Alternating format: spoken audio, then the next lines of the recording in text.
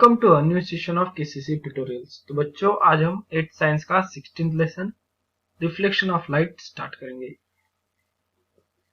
देख लो अभी इसमें हमें क्या दिया है। We get different feeling through senses. The sense of vision is important among the our 5 senses. अब हमें सेंस कौन कौन सा होता है, तो स्किन से, नोज से, ईयर से, आईज से और टंग से। तो सेंस ऑफ विजन हमें आईज से दिखाई देता है, जो कि इंपॉर्टेंट रहता है। इसी की वजह से हमें हिल, रिवर, ट्रीज, पीपल, ऑब्जेक्ट जितने सारे हैं वो हमें सब दिखाई देते हैं। तो अब यहां पर देख लो, from the above activity you can notice that there is some connection between sense of vision and light.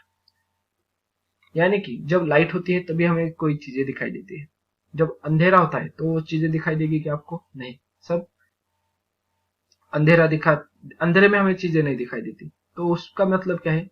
Sense of vision और लाइट के बीच में कोई तो संबंध है, बराबर। अब इसी संबंध को हम इस चैप्टर में सीखने वाले हैं। तो फर्स्ट वन है हमें reflection of light. Reflection of light होता क्या है? When the rays fall on an object their direction changes. तो लाइट रेज कौन से भी, बल्ब की ले लो, सनरेज की ले लो, जब ए रेज उस ऑब्जेक्ट के ऊपर फॉल होते हैं, उसे टकराते हैं, तो अपनी डायरेक्शन चेंज कर लेते हैं एंड दे टर्न बैक, और वो वापस उस ऑब्जेक्ट को हिट करके वापस आते हैं। This is called as reflection of light. इसे हम रिफ्लेक्शन ऑफ लाइट कहते हैं। ये हो गई हमारी डिफिनेशन। देन मटेरियल में देख लो, हमें एक एक्टिविटी दी, टॉर्च लाइट लेनी है। टॉर्च, मिरर यहाँ पर आगे देख लो, यहाँ पर लगाया है। Stand for hanging the mirror, एक मिरर को हैंग करने के लिए स्टैंड। ब्लैक पेपर चाहिए, कोम जिससे हम हेयर्स नीट करते हैं, व्हाइट पेपर और drawing board. Fit white paper tightly over a table और अ ड्राइंग बोर्ड। तो आपके टेबल पर एक व्हाइट पेपर रख दो। Leave out some portion in the middle of the comb. Cover the rest of the black paper. तो comb के बीच में थोड़ा सा पोर्शन रख दो खाली, बाकी सब जो जितना सारा एरिया होगा उसे ब्लैक पेपर से ढक दो। Hold the comb perpendicular to white paper. अब इस व्हाइट पेपर को कॉम परपेंडिकुलर पकड़ो और वहां से लाइट को पास होने दो।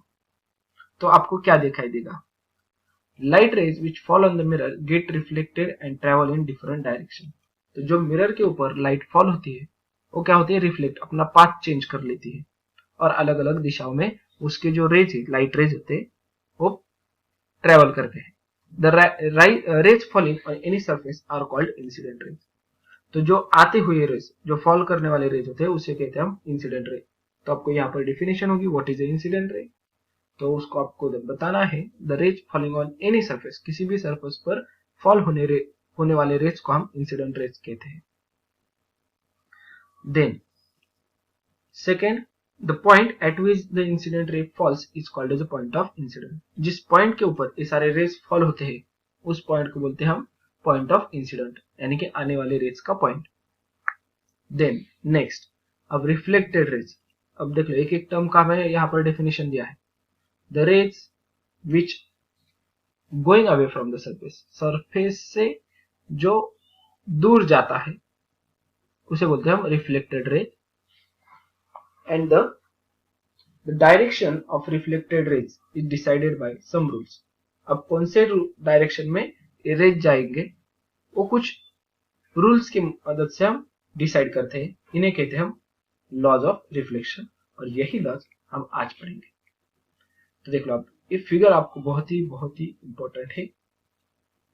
पहले हमें सरफेस मालूम होना चाहिए जिसके ऊपर सारे रेज हिट होंगे। तो ये हो गया हमारा सरफेस जिसके ऊपर सारे लाइट रेज हिट होंगे। देन जो सरफेस की तरफ जाते हुए रेज को हम बोलेंगे इंसिडेंट रेज, और जो सरफेस से टकरा कर सरफेस से बाहर और अवे दूरी पर निकलेंगे उसे बोलते हैं हम रिफ्लेक्टेड रे। इसके बीच सरफेस को एक परपेंडिकुलर लाइन निकालते हैं हम, point of incident. Point of incident यानी कि जहां पर रेज टकराए गए हैं, इस पॉइंट ऑफ इंसिडेंट से मैं एक परपेंडिकुलर लाइन निकालता हूं, उसे बोलता हूं नॉर्मल। तो आपको अब इंसिडेंट रे, नॉर्मल और रिफ्लेक्टेड रे मालूम हो गया। उसके बाद इंसिडेंट रे और नॉर्मल के बीच वाले एंगल को कहेंगे हम एंगल ऑफ इंसिडेंट, और रिफ्लेक्टेड रे और नॉर्मल के बीच वाले एंगल को कहेंगे एंगल ऑफ रिफ्लेक्शन। तो ये हो गई हमारी पूरी फिगर। देख लो, draw a line P Q showing the position of mirror. तो एक लाइन पैरेलल पर पी क्यू निकालो जो हमारा होगा mirror. Draw incident ray AO and BO, incident ray AO, reflected ray BO. Draw perpendicular to line show the position of the mirror that is P Q at O, और इस O point से perpendicular निकालो, हो गई normal. Angle हमारा angle of reflection, ये वाला जो एंगल है angle of a angle in angle of incidence, a वाला एंगल ऑफ रिफ्लेक्शन। तो अब आते हैं हम लॉज की तरफ। There are 3 laws. पहला लॉ है the angle of reflection is equal to the angle of incident. जितना एंगल आई होगा उतना ही एंगल आर होगा। Then the incident ray, reflected ray and the normal lie in the same plane. ये जो तीनों लाइन है, रेड, ग्रीन और blue, that is incident ray, reflected ray and normal, एक ही प्लेन में रहेगी। यानी कि इन तीनों को हम एक प्लेन में दिखा सकते हैं। The incident ray and reflected ray are on the opposite side of the normal. और जो इंसिडेंट रे है, आता हुआ रे, और रिफ्लेक्टेड रे यानी कि सरफेस से आगे जा रहा हुआ रे, वो नॉर्मल के अपोजिट साइड में होगा। इंसिडेंट रे लेफ्ट में होगा तो रिफ्लेक्टेड रे राइट में, इंसिडेंट रे राइट में होगा तो रिफ्लेक्टेड रे लेफ्ट में। आ गए समझ में? अब सम टर्म्स। अब सम टर्म्स यानी कि इसमें से कौन किसको हम क्या बोलते हैं? तो रे AO is a incident ray, O is the point of concurrence. जो ए टू ओ है वो इंसिडेंट रे है, ओ है हमारा point of incident. O to B reflected ray, O to N normal, second भी पॉइंट कवर कर लिया मैंने।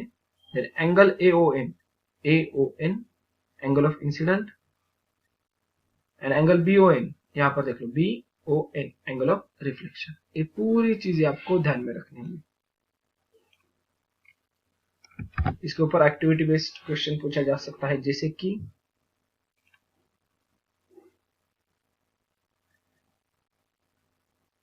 फिगर आपको दी जाएगी और angle of incident, angle of reflection, AO क्या है, बीओ क्या है, एंगल एओएन क्या है, एंगल बीओएन क्या है, वो सब आपको बताना पड़ेगा। देन एक एक्टिविटी दी है हमें चेक करने के लिए कि एंगल ऑफ रिफ्लेक्शन और एंगल ऑफ इंसिडेंट इक्वल है या नहीं। तो इस एक्टिविटी को आप पढ़ लो, हम डायरेक्टली इसके ऑब्जर्वेशन लिखेंगे। तो हमें लॉ में क्या दिया है, angle of incident is equal to angle of reflection. तो अगर एंगल ऑफ इंसिडेंट 30 रहेगा तो एंगल ऑफ रिफ्लेक्शन भी 30 डिग्री ही निकलेगा। ये वाला देख लो, यहाँ पर 30 होगा तो ये इस तरफ भी 30 होगा। 45 एंगल ऑफ इंसिडेंट रहेगा तो 45 degree he angle of reflection रहेगा। 60 डिग्री एंगल ऑफ इंसिडेंट रहेगा तो 60 डिग्री एंगल ऑफ रिफ्लेक्शन रहेगा। जितना एंगल ऑफ इंसिडेंट उतना ही एंगल ऑफ रिफ्लेक्शन रहेगा, ये लिख लो। Then what relation do you find the angle of incident and angle of reflection? क्या हमें रिलेशन फाइंड आउट हुआ? जितना एंगल ऑफ इंसिडेंस है उतना ही एंगल ऑफ रिफ्लेक्शन है। If you have done the experiment carefully, you will find that the angle of incident is equal to angle of reflection in all 3 cases.